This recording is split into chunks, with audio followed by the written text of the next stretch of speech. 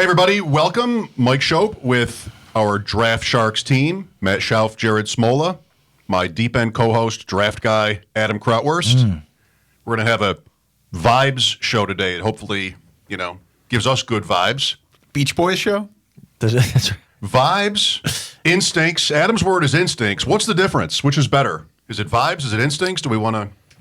Oh, instincts is way, way better. I think it depends on whether you're talking about it at the gym or at the commune, right?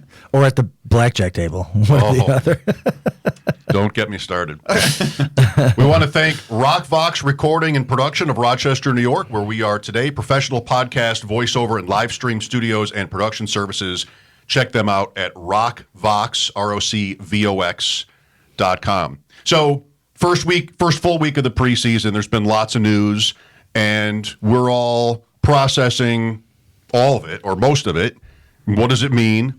Good vibes, bad vibes, certain guys. Before we start into players, I like the idea of buying the bad vibes. Like if there are bad vibes with so often as it is that it doesn't really come to fruition and it was nothing to worry about. Traylor Burks is somebody we might get to today before we make it official and run through our names where okay, well, I'm supposed to be worried about Traylor Burks. I choose to not be worried about Traylor Burks, but sometimes it's right to be cautious. So how do you guys sort of generally feel about training camp news like that? Well, vibes can change too, right? Like you can have bad vibes in the spring, good vibes in the summer, which is kind of where I'm at on Traylor Burks at this point. But yeah, to me, it's just taking it all in, and we get so much news, so many reports, we see so many preseason games. Taking it all in, and just there's not, and vibes is probably a bad word. 'Cause I think it's more than that. It's our experience playing. Like Adam calls it instincts, but he has so much experience playing fantasy football. He's done this for so long. It's more than just instincts. It's the knowledge he's built up. I think over all these years doing this.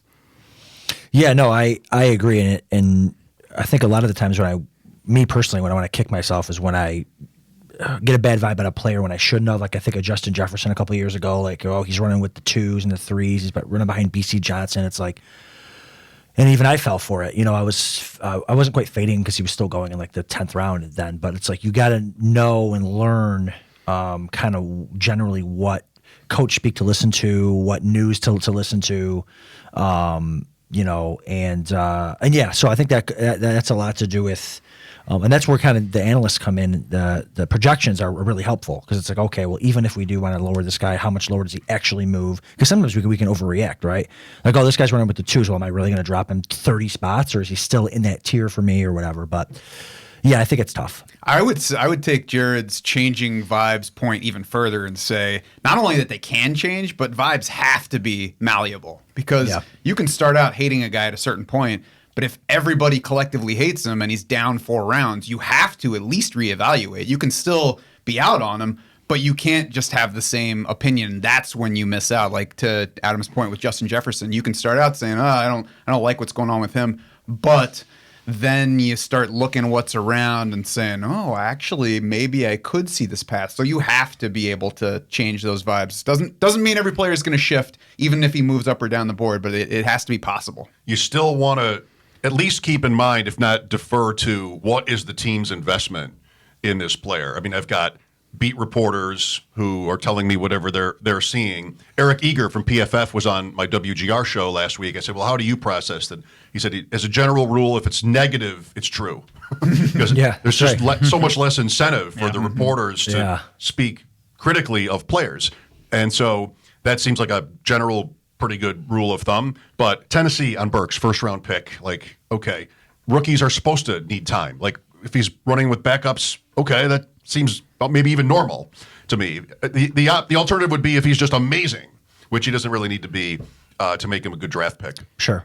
And it's Nick Westbrook-Akini that he'd be losing playing. It's like the BC Johnson. I just want to you want to kick yourself. And the other part is the price. We're not talking about why you should or shouldn't take Traylor Burks in round 4 like Jamar Chase was last year. It's why you should or should not take him in round 9 or 8 or whatever around there. It's like you're not investing that much, so there's no real risk on it. For Adam's part, he's still holding on to BZ Johnson in Dynasty. All right, well, let's talk about a few players in some more depth here. Matt, Leonard Fournette was somebody that even before training camp gave fans, fantasy players, some reason for concern. Are you worried? Yeah, he has given me the willies ever since before we were hearing about how big his stomach was.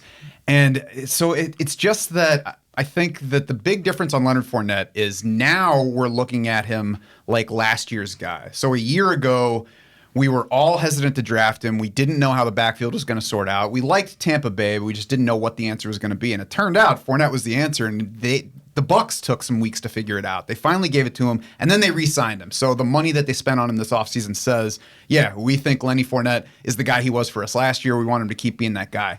Now, though, you have to pay a second-round price on him.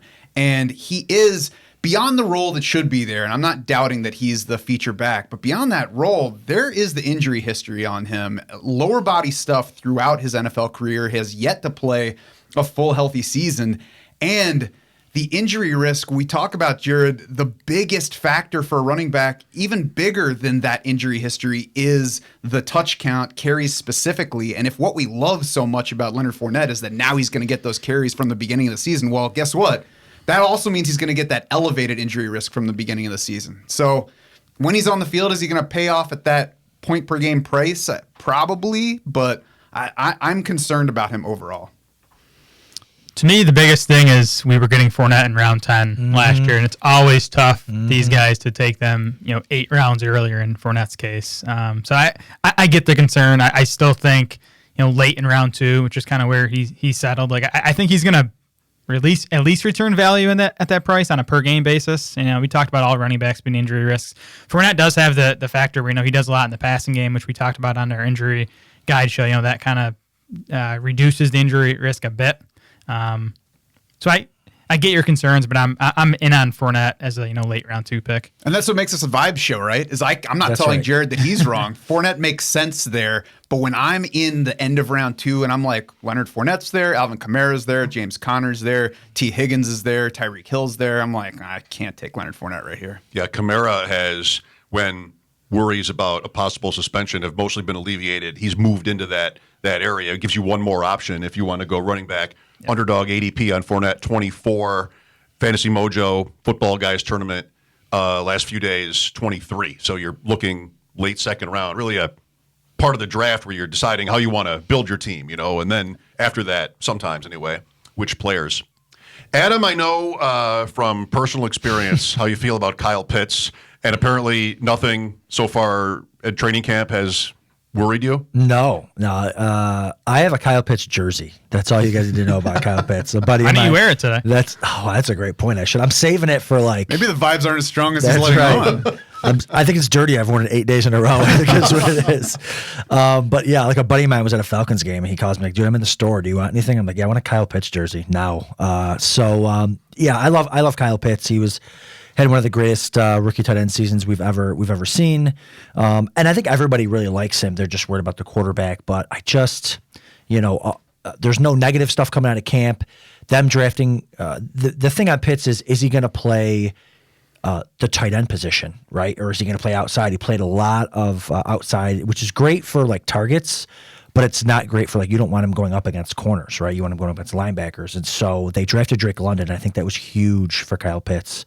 And London's looked good too this camp. No negative really news coming from the Drake London camp. So I think if they have London on the outside and Pitts can play that tight end position, man, he's a guy that he kind of like the opposite of Fournette. Like I agree with what you guys were saying. Like when he's there, or at least Matt was saying, like when he's there, I just don't have that good vibe with the offensive line, all that other stuff going on there. But when Pitts is there, I love taking Pitts. I want him to follow me everywhere. I took him in round 3 of an FFWC draft last night, not to tight end premium. That's how much I feel. I mean, Pitts, maybe not this year, but 1 year Pitts is going to absolutely smash. Like I think every tight end record for a season. So Pitts gives me good vibes. Still super young, right? 22.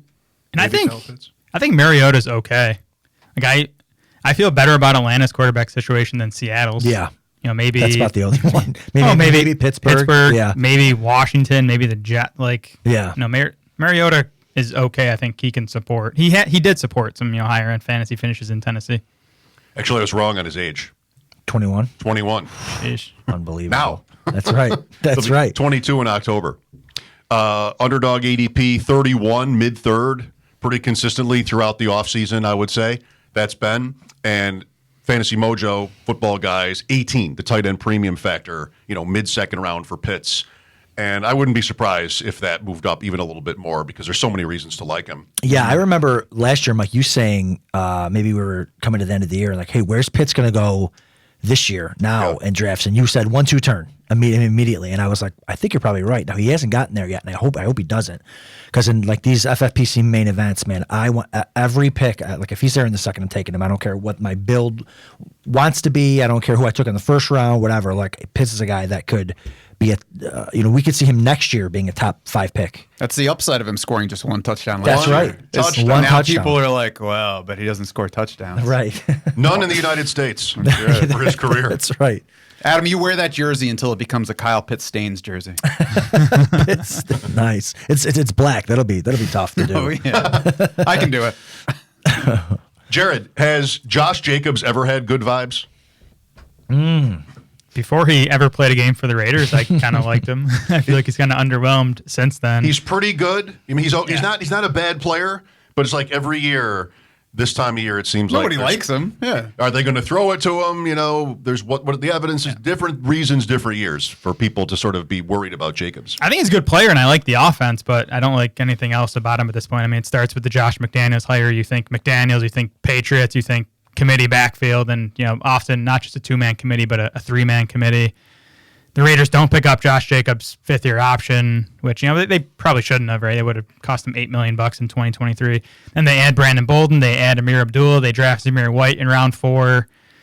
None of those guys by themselves worry me, but the combination of them is a bit concerning.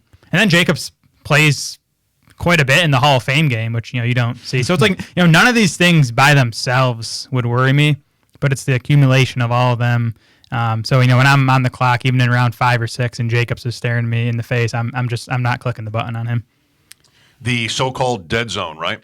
6th round. Jacobs personifies it, or David Montgomery, who goes a little bit earlier, but he kind of personifies that, as I understand it anyway, that dead zone term, Jacobs. The thing for me about Jacobs, though, is that what we started out with, nobody has ever liked him. So now we get anything negative on him. Everybody's like, see, that's why I've never liked Josh Jacobs. He's already down to RB25 in FFPC drafts. He's probably going to slip further because we're now in season where everybody has their people that they want to make sure to get on all their teams. Everybody's wearing their Kyle Pitts Stains jersey like Adam. So he's only going to dip further. And when you look at where he is now, so just ahead of him on our ADP sheet, from FFPC drafting, Clyde Edwards-Helaire is 1 spot ahead of him. Antonio Gibson's 1 spot behind him. Then Devin Singletary. I mean, who's to love in that range? So I think that Jacobs, to me, is becoming one of those guys that there's so many bad vibes. I'm starting to get good vibes. Like, it's in the range where I'm not often looking at running backs, but if there is a draft where I start out, maybe I get Kelsey a little bit later than I expected, maybe I get a wide receiver, and then I'm looking for another running back in there, I'm going to start talking myself into some Jacobs because I still think that he is easily the best running back in that backfield until I actually hear Josh McDaniels saying, we want to get Zamir White on the field early. I'm going to believe that Josh Jacobs is their lead back. Interesting. Yeah, I think there are builds, mostly 0 RB builds, where Jacobs kind of makes sense. So I'm in I did a main event, FFPC main event from the 4-hole real quick. Justin Jefferson, Mike Evans, Deebo Samuel, Allen Robinson, Jerry Jeudy. So those are my first 5 picks. And I took Jacobs in the 6th. It's not sexy. It's not, whatever. But I think he's a guy that he could solidify a first, second role. He can even solidify a pass catching role because I think he's good. And like you said, he's good, and I think the offense is good. I think McDaniels just wanted to see him play live game action. Maybe he doesn't play the rest of the preseason, which would be amazing. But I think, you take Josh Jacobs, and then I ended up going Kareem Hunt, Kenneth Walker, like stuff like that, where you're trying to get those type of backs. But in a certain type of builds where you just want someone to get you some production, I think Jacobs is fine in the 6th or later. It's certainly not sexy, but I don't hate it. To his playing in the Hall of Fame game, Josh McDaniels has said he thinks running backs are a position where he wants to play them in the preseason because it's the hardest, or one of the hardest positions to simulate the real thing in Sure. practice. Yeah. Everybody's sort of going a little bit, maybe not slower, but less physical. And so he likes getting running backs some preseason work as a rule. Yeah, maybe it's coach speak, but we at least also have to consider the option that maybe that's just his honest opinion. Yeah. Zamir White looked good though. I will say. No, I'll also big Zamir say White guy. I'll also say we have Jacobs ranked RB 23 in PPR. So again, I can't. This is a non-projections show. We're not talking projections today. We're talking. Right. So I can't sit here and say he's a bad pick in the Sure. 6th round. But I just bad vibes for me. Yeah. Just if you don't like Josh Jacobs, don't make not picking up his option one of the reasons, because he would have been due $8 million guaranteed. And I can guarantee you that the new leadership in Vegas is like, oh, we're not paying a running back $8 million next year. Yeah, I've often said the Raiders have drafted for years like they don't have the internet, but maybe now they do. They have new people who might actually have the internet. Maybe they have the draft war room in there. Who knows? Let's go to Michael Thomas next. Adam, it's kind of back to green light special on Michael Thomas. I mean, we had all these questions about where he was physically, but now do you feel like we know? Yeah, and that's kind of, I think even maybe a week and a half ago, we talked about Michael Thomas. I was like, I don't really think so. But I think, me personally, I was just waiting to hear how he is physically, and I think we've gotten multiple reports from beat writers from the team that he looks, some of the people have said he looks just as good as he did before. And I think this is a situation where I know what are they supposed to say, coach speak and stuff like that. But this situation where people have been dogging him for 2 years, so they wouldn't have hesitated to dog him again if he wasn't ready to go. So he's a guy that I think some good positive camp news about his ankle was something that we were looking for. Now that we got it, I think it's time to move him back up. Now, I don't love his style of play, kind of the short intermediate timing routes that he killed it with Breeze. That's not Jameis Winston, but he's not going in the first or second round. He's going in the 7th, the 6th. I'd even be willing to take a shot at him in the 5th round, depending on the build and stuff like that. So he's a guy that I was completely out on maybe 3 weeks ago, and now he's a guy that I'm targeting and hoping he kind of stays low in the 5th round. Because if you start running back heavy and then you can get him as your RB3 or your wide receiver 3, I think you're doing great. ADP 60 on Michael Thomas, right in that range, 5'6" turn. So if you're drafting in the middle and there's a guy like that, maybe this is a better question depending on what round it is or a different round. But you go, I'm not going to get Michael Thomas if I don't pick him early. If it looks like a draft where guys are generally going around ADP. So that's a situation where you might, especially considering there's a push forward on him where you might want to do that. You might want to pick him 6 to 10, picks earlier than ADP. I think he's a guy that sort of makes sense for that. Sure. I wish we would stop getting such positive reports on him because he's already climbed from the bottom of wide receiver 3 range to the middle of it. I hope that he's kind of hitting this glass ceiling, though, because just above him, depending on where you're looking now, Darnell Mooney, Rashad Bateman, Deontay Johnson is way down there in the FFPC ADP that I'm looking at right now. So I'm hoping that that's a group that Michael Thomas can't push past in ADP, because I want to continue being able to get him in wide receiver 3 range where the upside far outweighs the risk. Let's move to Brandon Aiyuk, Matt. He's a really interesting one. Super impressive physical, talent in that way, Aiyuk. But quarterback change, the doghouse stuff from the beginning of last year, if that means anything, he'd be a player where I feel like some people would just be all the way out. Just too many concerns, Kittle, Samuel, how many times will Trey Lance even throw the ball? But there's a lot to like about the player, and that's where you are. He's somebody that I've come around on during this draft season. I wasn't really targeting any 49ers for a while, even though his price was down. But we have gotten the positive stuff from him out of camp. We got, even Jared, when we talked to Grant Cohn on our pod, he was like, oh, this guy's maddeningly inconsistent. And I feel like every single thing that I've heard about Aiyuk since then has been positive. Yep. So maybe he is finally getting it. The light's finally going on for him, and we'll see about that. He's still in the range where there's minimal risk to taking a shot on him, but I'm getting the good vibes because he is a first-round talent. We did see him deliver 2 years ago when he was a rookie. It did take Deebo Samuel and George Kittle missing time in that stretch, but we're not talking about, for comparison's sake, Amon-Ra St. Brown, who was a 4th-round pick and got that. We're talking about a first-round pick under somebody who is a good offensive coach. So there's enough here for me to bet on Brandon Aiyuk without having to figure out specifically what it's going to look like. Yeah, I'm going to talk projections again for a second. Sorry, but baseline projections, it's tough to love Aiyuk because we know it's going to be a run-heavy offense, and there's Kittle and Debo there. But like, it just takes one thing for Aiyuk to hit. Right. Either they throw more than we think, and Lance is better than we think, or Debo gets hurt, or Kittle gets hurt. I mean, Aiyuk I think he was wide receiver 16 over the second half of last season when Kittle missed some time, and Debo is playing the running back wide receiver hybrid. So it just takes one thing to go right for Aiyuk, and he's going to beat his ADP. They were a challenging team to stack in underdog drafts this year. I always wanted to, but you have different quarterback temptations. You got to sort of it's got to fall into place for you on Lance. And then if you want to stack him with Aiyuk, that's a little bit later. Maybe that's a round later. On the turn, you can kind of do them together. And then once you get past Aiyuk, I mean, Kittle and Debo have already been drafted. Yeah. Then what? Right. Like Juwan Jennings or Danny Gray are the names. Like, that's one more thing maybe to like about Aiyuk. It looks like a team where there's just not a lot of target, threats. Right. Mm-hmm. After the big ones for sure. And they're not going to throw to the running backs either. So it's Ayuk's a guy that I was kind of out on last year and ended up working out, but I saw it this year. I see it as well.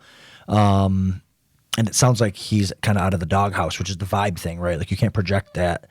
But I think if he's out of the doghouse, I definitely don't hate that pick. And he's way cheaper this year than he was last year. Correct. Trey Lance up to QB7, by the way, on underdog when we're talking about the stacking. Might be where he belongs. Like it. All right, speaking of quarterbacks, Matthew Stafford. So we've had some news in the last week about his elbow and some of the wording Sean McVay used about Stafford I thought was cause for concern. Abnormal was one word that maybe we talked about this. It sort of jumped out to me. What? That doesn't sound good. Abnormal. But then the next day, Stafford was throwing in individual drills. If it was about this, I don't know for sure, but the line for the opening game moved a point toward Buffalo right after the Stafford news came out. Bills -2. So another tough call here, I think, Adam. But you're down on Stafford, and you're so high on Rams receivers.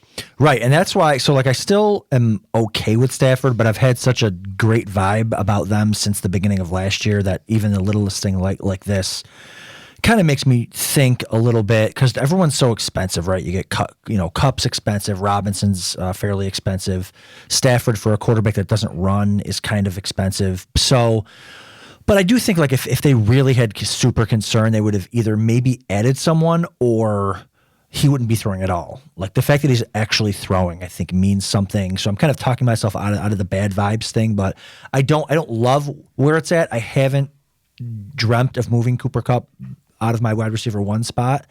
But it's something to monitor. The line moving for Vegas is a big thing to think about too.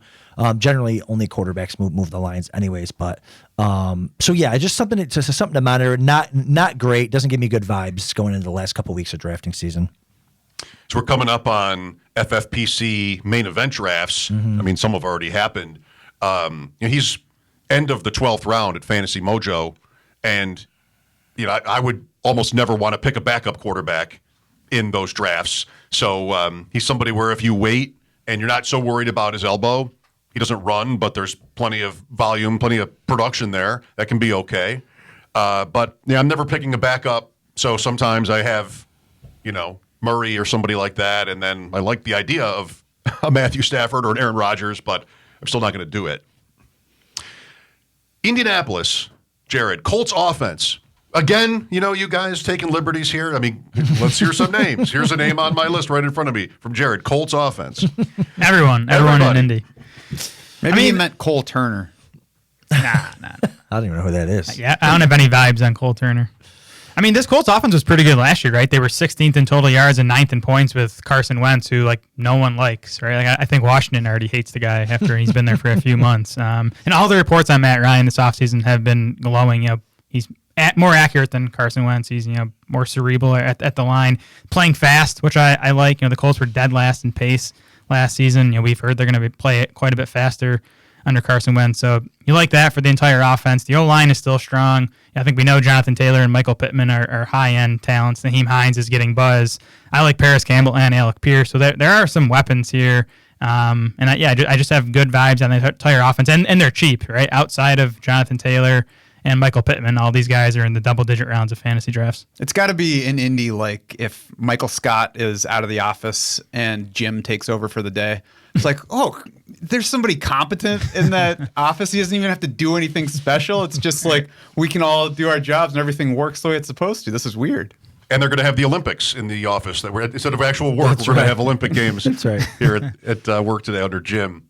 Nyheim Hines is somebody that I'm getting more used to, sort of, okay, yes, this is actually good value. I mean, it started this year with Frank Reich making a comment about he thinks you should draft Nyheim Hines in your fantasy leagues, which, when, Frank? Like, tell me more.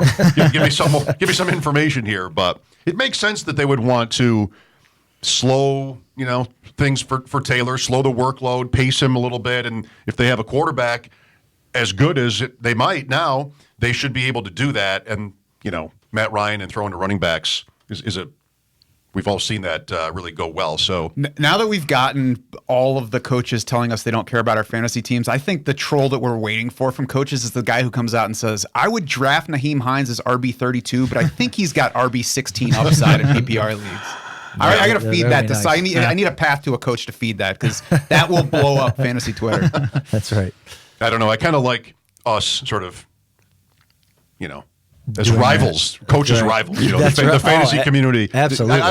Bill Belichick. I don't care about fantasy football. Who needed Bill Belichick to care about fantasy football? Right. Who even thought for a second that he did? Right. Of course he doesn't. That's right. All right. So, Jared, you're liking Indianapolis's vibes, but not Chicago's. Yeah, I mean, this has been the entire offseason, right? And nothing that's happened in camp has sort of changed my opinion on what this Bears offense is going to look like this season. The O-line is a mess. Luke Getsy, their OC, came out and said it last week, basically. He's like, we have a lot of work to do still here on the O-line. I don't think there's enough work they could do to make that a good unit this season. They've already lost some guys to injuries. Their second-round pick from a year ago, Tevin Jenkins, is still working with the second team. He might be on the trade block, so it's not going to get any better there. We know the wide receiver core is bad. Equanimous St. Brown is listed as a starter on their initial depth chart. And then we have the David Montgomery thing. I'd like to hear your guys' take on that with him playing special teams in training camp. What does that mean? We've heard some of their beat writers say they do expect more of a committee this season with Khalil Herbert getting some more work at Montgomery's expense. So Bears are an offense. I think if you just cross them out in your fantasy draft, you're not going to be sorry. Yeah, I agree. Khalil Herbert's a guy that I do have a ton of, though, as one of those handcuff. I think Herbert's probably pretty good, maybe just as good as David Montgomery. But yeah, it's gonna be tough because even if a guy like Montgomery does go down, how much are they going to be able to run the ball? Not that we want him catching passes, anyways. But yeah, you're right. Justin Fields is a guy that I've been seeing in the 16th round of drafts, just sitting there. And generally, I'm okay again in a lot of these going 1 QB, but at some point, Fields' rushing upside I think is enough to make him rosterable. But other than that, I want to be in on Mooney. I just don't think I don't think his talent can overtake what this offense is. I think he's too small to be able to be the only guy there as far as stature is concerned. I mean, he's super fast. He runs good routes. I think he toasted Jalen Ramsey a couple times last year. But Fields isn't some super accurate passer. So I don't know. Bite your tongue. In that range. I like Amon-Ra St. Brown. I like a lot of other receivers in that kind of late fifth round. So yeah, the Bears, like you said, if they didn't exist on your draft war room, you'd be fine. Bateman, Elijah Moore. Oh yeah. Amon-Ra. Sure, the other good choices there. Yep. Michael Thomas. Yep. At the moment. See, Elijah Moore, Amon-Ra St. Brown are two good comparisons, I think, for Darnell Mooney, because for me, it's easily Mooney over those guys. If I'm drafting a whole bunch of teams, then I'm not going to take Darnell Mooney every single time. But if we're getting in a season where we're drafting our team and we're setting that lineup for the season, it's very easily Darnell Mooney. And it's not because I'm getting opposite vibes from the Bears. It's because they're all priced I don't really care what the reports are. Justin Fields is well into QB2 territory. Darnell Mooney is in the low 20s at wide receiver, so he's in the middle of wide receiver 3 range. David Montgomery is at the bottom of RB2 range, so everybody's getting bad vibes on the Bears. Darnell Mooney, looks like he's set up to dominate targets there. Even if Cole Kmet does step up, he could get to 28, maybe even challenge 30% target share. The fact that Equanimeous St. Brown is listed as a starter only helps that. So I think that the way to approach the Bears is head into drafts telling yourself the Bears are not going to win me my league. Don't tell yourself I have to avoid all the Bears.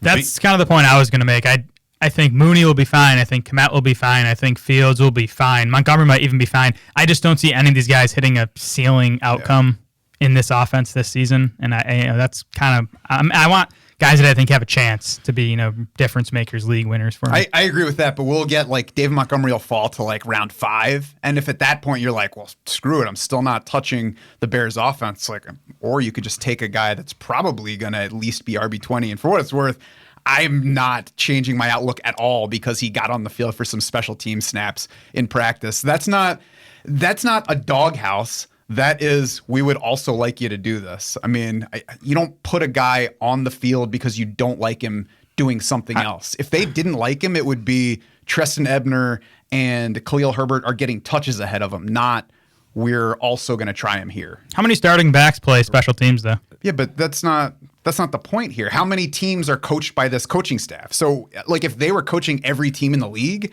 and David Montgomery was the only running back playing special teams, then yeah, I would say that's valid. But here, it's I have no idea what that means, so I'm not going to assume that it's negative. The Bears as a whole, I think, have a better shot of absolutely imploding than they do of hitting any type of ceiling. And so that, to me, is where I'm kind of off of the Bears. Montgomery makes sense in the way that Josh Jacobs makes sense in a 0 RB build. But Montgomery, I could see that.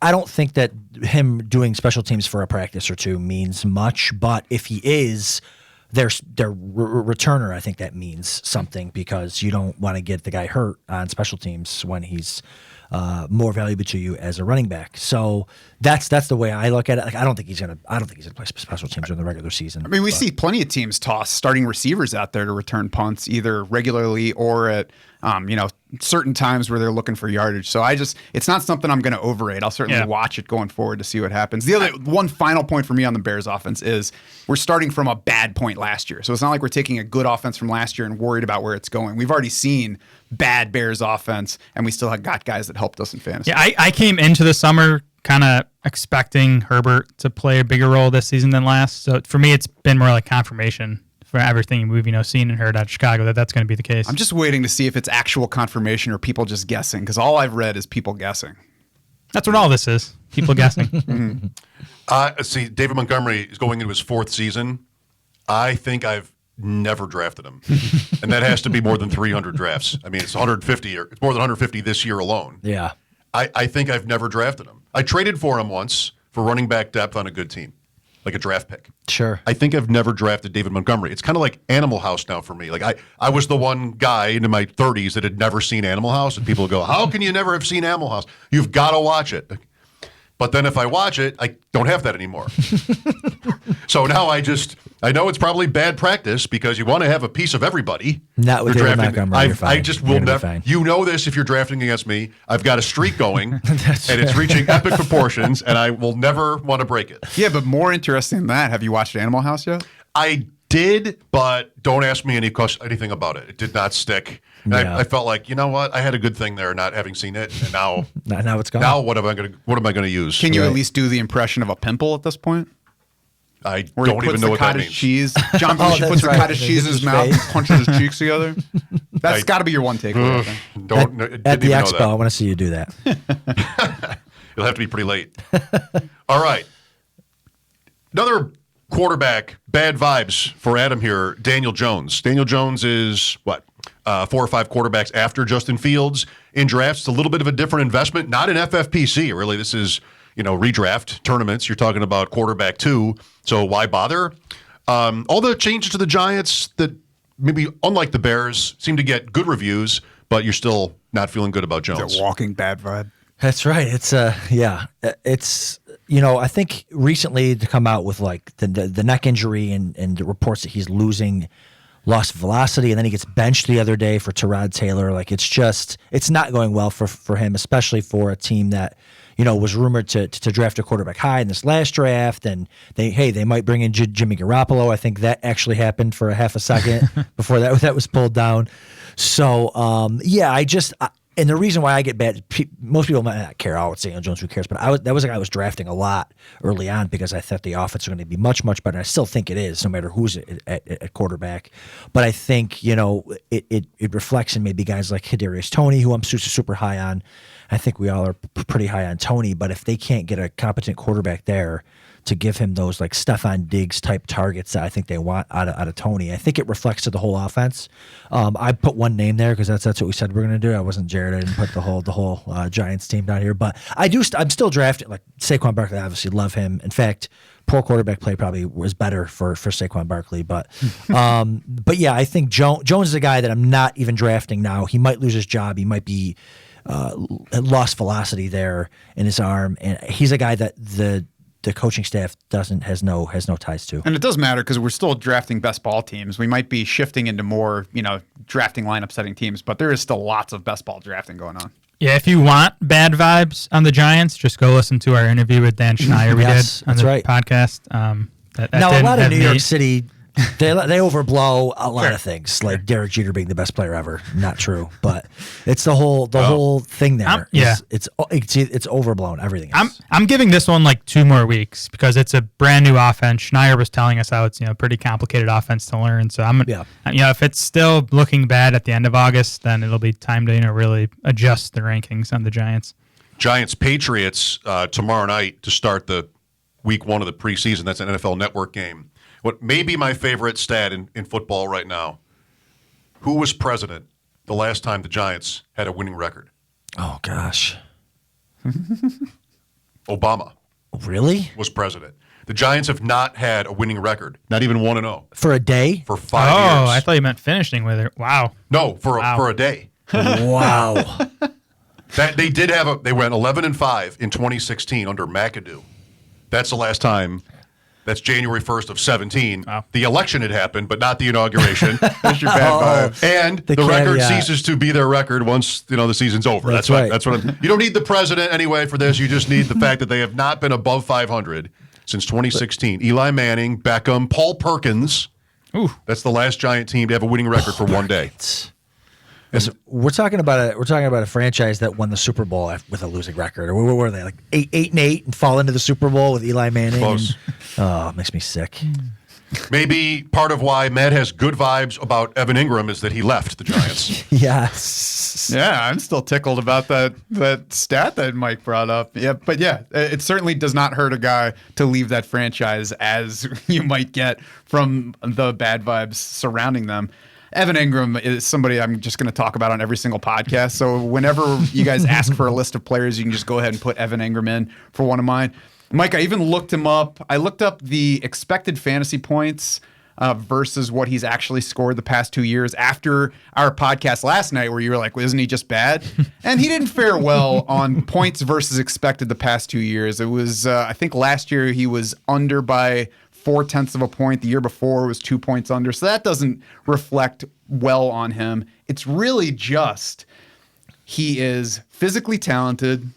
There has been production in his past, even though we have to look back a little bit further than the past 2 years now.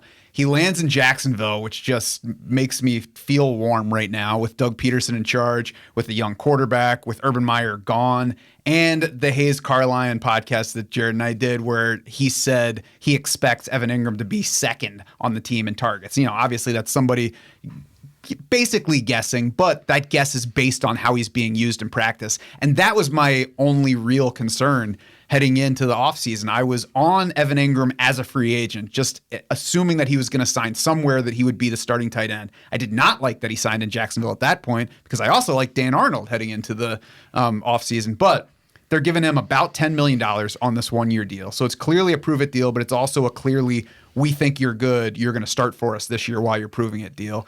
And now to hear that the role's there, to hear that things are looking good, and when you combine all that with the price, which has always been enticing, I feel nothing but good. The only time I feel bad about Evan Engram is when I watch somebody else draft him. Yeah, I had this tingling that Arnold might eat into Ingram's workload before we talk to Hayes. But Hayes told us, Ingram's the guy there. I think he even said he expects him to be, one of the top 3 targets in the passing game. So until Ingram gets closer to like tight end 12 in ADP, I'm going to keep drafting him because I think he has just as much, if not more, upside than all the other tight ends going in that territory. Expected fantasy points. What are we doing here? What are expected fantasy points? We're doing analytics. Ideal and actual fantasy points. But no, Evan Ingram, 7th best season for a rookie tight end ever, and that includes guys like Mike Ditka, like players like they didn't even play receivers back then. Was there even a forward pass? But Kyle Pitts, Jeremy Shockey, and Evan Ingram are the most recent guys. So yeah, I mean, I think the skills are there.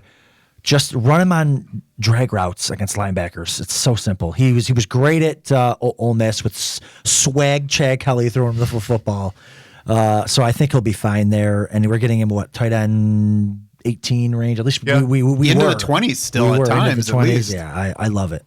Where does Derek Jeter rank among rookie tight ends, by the way? 0. Okay, nothing. No expected. I wonder what his expected fantasy points were. The Giants, for one day, have not had a winning record since Evan Ingram turned pro. That is true. 2017. They ruined that young man's career like that. He ruined them. He ruined theirs, arguably. All right, back to quarterbacks and Jared. So Pittsburgh, maybe starting with we don't know who it is, which is a complicating factor in the Draft Sharks Invitational and Superflex drafts where like you've got 2 or even 3 to decide from at this point. Mason Rudolph has been their best quarterback in camp by many accounts. That's the story right there. That's a problem. That's it. Right? I mean, That's Trubisky has been Trubisky. Pickett has not looked ready so far. And you're not drafting those guys in anything outside of deep superflex leagues. But we're drafting Naja Harris in round 1. We're drafting Deontay Johnson in round 4. I like Chase Claypool and George Pickens as double-digit round upside targets, but they're going to need decent quarterback play to hit, and I'm not sure they're going to get it. I almost put Najee Harris on my list of bad vibes players here, and that encapsulates the why. It's not that I dislike Najee Harris or that I think his role is changing versus last year. I just don't believe in Pittsburgh overall. And I think to take a running back in the first round, even if he's getting 450 touches, if you're taking him in the first round, you have to believe in his offense to some degree. If he gets 450 touches, he'll finish top 3. Yeah, but if he's on that pace, he's probably not going to make it through the season healthy. Well, So it just like he's been a bad vibes player for me all along, and I think that the Steelers quarterback situation is the best reason for me why. What about you, Adam, with Najee in drafts? Like. At the end of the first, are you there? Are you on him? See, it's one of those situations where, like, I don't hate him. I like a receiver there. Like, give me a receiver, or if we're in a tight end premium, give me a tight end because they're just safer, less chance to get hurt, less chance to bust. Like, I don't think he's going to bust because the targets are going to be there. The rushing is going to be there. Matt does make a good point where the more touches, the more injuries can happen. But I think he's built big. I think he handled it last year. So am I. But that's right. So He's built different. That's right. I just think that receiver there is much, much safer. Give me Diggs, give me CD Lamb in that range where Najee. If Najee were to fall to me in the second round, okay. But he's just a guy that, and again, I could take him, and if I want to do like a heavy RB build, fine. I feel fine with him there. I just don't think he's going to be the RB1. But yeah, the anytime you have a quarterback situation like the Giants, like the Steelers, it's going to be tough to really love any of the picks unless it's George Pickens. Give me Joe Mixon, Dalvin Cook, Saquon Barkley in that range. Completely agree. Running back wise for Swift. Sure. Yeah. Jones. Swift and Jones have been not bad, but negative vibes for me in the range where they're going. Barkley and Mixon to me wouldn't be crazy over Najee Harris. But so what? That's 5 running backs. If you can, CMC, JT, Eckler. So I could see Harris at 6. I just think that I think the argument for him is floor because of the volume. Correct. And if you want to go floor, I'm with you that those wideouts are even safer. So that's if you're going running back, Harris is the floor guy for me in the first round. Yeah, I'm never drafting him. 1, Najee Harris in 66 Best Ball Manias. No Montgomery. 1, Najee Harris. Largely the same reasoning. Also, 94 targets. Yeah. Ben Roethlisberger takes the snap. Ah! That's right. No, that's it. And yeah, no matter what these guys look like, they're not going to run. It's going to be a different offense. They've all said that. It was Ben's offense. Now it's Matt Canada's.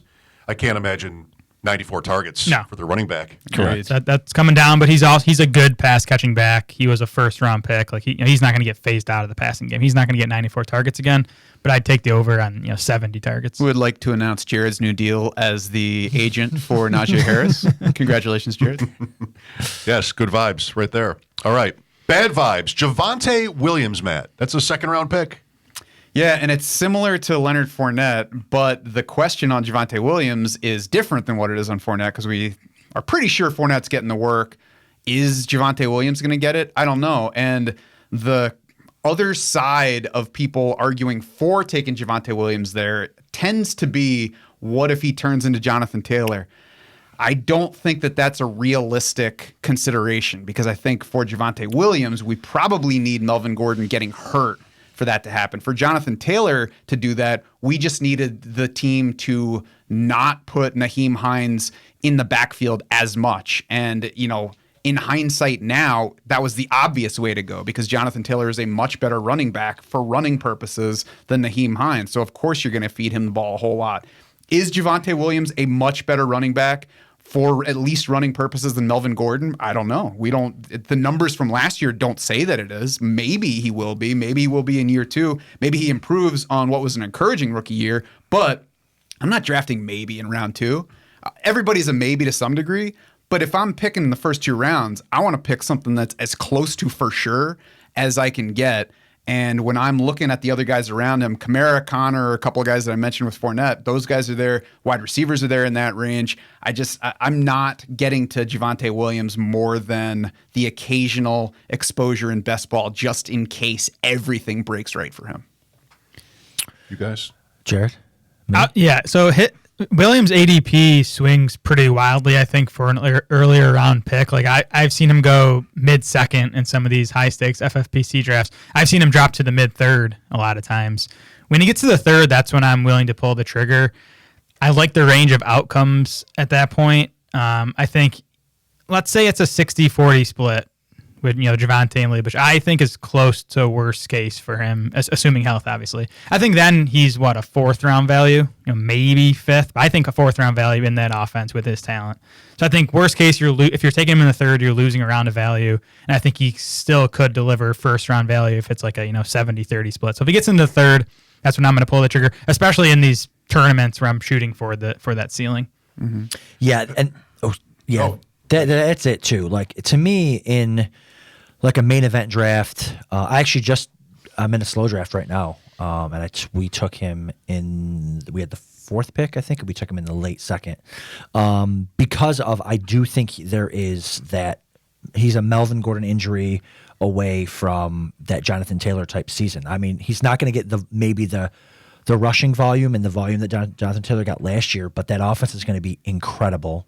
O-line's fine.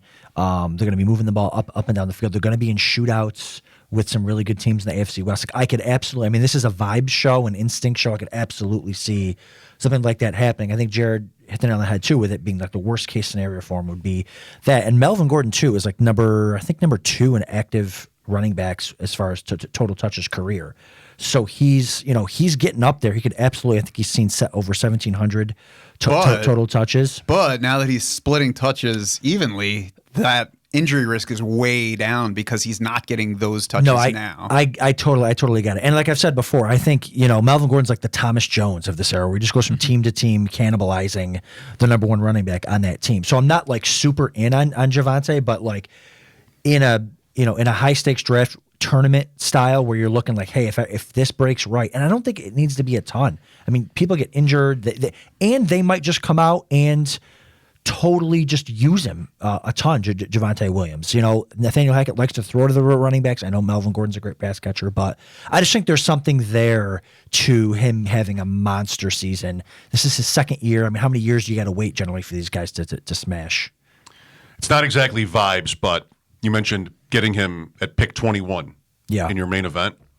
So if I'm 4 or 5, Javonte Williams is the tipping point for whether I'm happy with my 2nd round. And I mean that I'm not if I get him. Like I take him reluctantly. Yeah. That's, 12 running backs have been taken, all these guys we just talked about. I don't mind taking Fournette, even Kamara. Earlier it was, it felt like it was too early, but okay. But I will take Javonte Williams over maybe Mike Evans or Nick Chubb. But I'm sort of like, ugh. And everything you said, I mean, that's what I have to remind myself is this could be a smash, but it just never feels really good. FFPC, in that particular situation, the tight end premium saves me because I can take Pitts there, maybe Andrew slips, and then also like a Barkley or somebody like that sometimes slips too. Then I'm ecstatic. That's exactly right. I was just going to say that. I'm not targeting Javonte Williams. Like if Pitts, my God, please, Pitts fall one time there. Saquon Barkley, maybe CeeDee Lamb or something like that, one of these receiver slips. I absolutely love that. But I think if you're looking for, like, hey, I need a running back and I'm looking for a league-winning type upside, I think Javonte could be the guy. I just think people are overtelling themselves the upside story on him. If your upside story on a guy includes this guy could get hurt, and you're taking that player in round 2, it's just too early for that story. If that guy's in round 4, fine. Yeah, but if that guy's in round 2, it's just too early because you're taking him over guys where the upside story doesn't need anybody getting hurt. It's just, well, if he stays healthy, then he's going to smash. To me, there's a reasonable chance that a 29-year-old Melvin Gordon declines this year, and by October, Denver's like, we're going to give Javonte 70% and of the backfield work. You've lost a month, and if we're talking about upside for a tournament, then you're 4 weeks down in value already, even if he then smashes from then on. I think if Williams is an RB2 for the first month and then he gives you top 10 production the rest of the way, you're doing fine. Again, in these tournaments, all the money's at the end. That's when we want Javonte to be, giving us those big weeks. I thought it would be cute if I did a couple of my own. That's adorable. 3, actually. So I think you're cute always. I'll just name them, and you guys tell me good or bad. Is that all right? Do it. I like it. Just rapid fire here to end the show. Elijah Mitchell. Neutral, honestly.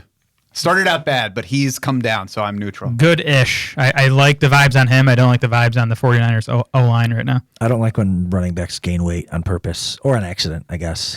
So, again, 0 RB build, fine, is your number 1, but out on Elijah Mitchell. I love him. The uncertainty is like their brand, Shanahan. Everybody just sort of assumes, they're going to do something you don't expect. I mean, he was good, and he was Shanahan's guy last year. Yes, the draft pick, but I'm attacking the uncertainty and drafting Elijah Mitchell. It doesn't sound like Ty Davis Price has made much of a move yet. Yeah. I think he's still behind Jeff Wilson and maybe even Trey Sermon. I don't even want to say that, but so if you thought TDP was the threat to Mitchell, I think that's gone good for you if you're a Mitchell fan. Trey Sermon in round 20 is fun, by the way, because you don't need him to do anything, and if he does, you're like, oh. Can you imagine all the people drafting him in round 6 last year? How they feel? Here's the other thing too, vibe. Like maybe he was in the doghouse just like Aiyuk was last year. Like maybe he's really. How could they whiff that badly? Like they liked Trey Sermon. A lot of guys that we respect like Trey Sermon's tape. Like he was really that bad. Like maybe he was just in the doghouse. I'm talking myself into Sermon in the 2020. Why not? Adam and I drafted FFWC, the 1K Dynasty League, started up this year. Yeah. And it got to the point where, deep dive rookies before the NFL draft. And I'm like, Tyrion Davis Price, LSU, let's do that. And so, who? So we drafted him, way overdrafted based according to expectations, like 3rd round, right? San Francisco. Mm-hmm. And that's the mother lode. San Francisco, second day. So a month after that, we got a trade offer. And Adam's like, you're not going to want to do this because your guy is in the offer. Like, no, I love this trade. Let's trade him. Because I don't think he's going to be good. And so I think we sort of scored on that. What was the trade? We got to know what the trade was. He would remember. I wouldn't. It was involving a quarterback. We have sort of a good team for this year. So we got Cousins, Penny, and Lazard. Not Superflex. Is not it? Superflex. Not Superflex. Okay. Cousins, Penny, and Lazard for Davis Price and Prescott. Like it. Hate it. You guys hate it? I vibes. I like the vibes on Penny a little bit. Okay. I'm not here to push for Seattle. It's okay. Guys, but I think Penny's really good. So I didn't mind getting him, and then Lazard could also be in a good spot. So didn't really care about the quarterback. Helps you for this year for sure. Yeah, that was the thinking. That's right. Traylor Burks, talked about him at the beginning. Bad vibes, but I'm not phased. You guys? I think it's the whole BC Johnson thing, like running with the second team. Like I don't. Even that report was funky. I mean, right. The guy who made the original report kind of backtracked it and said he's running some with the second and third team, but he's also running plenty with Tannehill. So yeah, I think he's going to be. And here's the thing too. Like I know people don't want to talk micro, but like They need him to run like A.J. Brown type routes, deep drags, goes. Like, they don't, all he does, he's raw, he doesn't run the route. They don't want him to do that. They want to run play action to Derrick Henry and hit him on deep drags. And he can absolutely do that. That's what he's going to thrive on, run after the catch. So I'm in on Traylor Burks. I have good vibes. I don't need him to be Justin Jefferson for his storyline to match Justin Jefferson. I'm taking him because the bad vibes are keeping the price down. Whereas if there were good vibes, he would be somewhere in the 30s already. Yeah. Will he play a lot week 1? Can Tennessee win? Or will the Giants beat them and have a winning record for the first time since 2016? I'm betting the mortgage on the Titans in that game. Oh, Giants, wow. Giants won't start 1-0. Tennessee -6 if you want it. One more. Kenneth Gainwell. I've heard a lot about Kenneth Gainwell from people talking, but I don't know what's actually happening. He's got a hip injury right now, doesn't he? Yeah, doesn't seem major, but what was the quote? High leverage situations. Yeah. For Gainwell, which meant The coach is passing. wearing his T-shirt. How high leverage is that? So passing downs and goal line was the report, which That's all we want yes, exactly. out of running backs. If Gainwell gets the passing down work and the goal line touches, Sanders can carry 100 more times than him, and Correct. Gainwell will score more fantasy points. Yep. And we've talked about the injury guide. We talked about the projections there. Miles Sanders is tied for the highest injury risk among running backs. And that is especially noteworthy, I think, because we don't have him projected for the kind of workload that Dalvin Cook or Derrick Henry or other bigger, big workload running backs get. We have him projected for, I believe, fewer than 200 carries, and he's still way up there. So a legitimate injury risk, a guy we don't know how the team feels about as a receiver. I definitely think Kenneth Gainwell is in view regardless of how you're building out your roster. And unless he's changed his mind, Miles Sanders would not draft Miles I was Sanders. just going to say, Miles Sanders said, don't draft him. So I'm going to take his word for it. That's been a bad vibes guy all summer. That's because right. I liked him quite a bit in the winter and spring. I'm kind of off. I'm taking Edwards-Helaire over Sanders every time now, and that's usually a decision you're making in the 7th or 8th round of these What about drafts. A.J. Dillon? Yes, I'm taking Dillon over Sanders too. Pollard? Yes. Yes. Not for me. Interesting. Sanders over for me. Pollard. Sanders for me, too. All right, we'll settle this away because we don't want cameras to have to witness what'll happen. The bloodbath will ensue. Thanks again to Rock Fox for hosting, and we'll be back next week, talk about week 1 of the preseason, some different topics. Should be a lot of fun. Matt Schauf, Jared Smola, Adam Krautwurst. I'm Mike Schopp. Thanks for watching.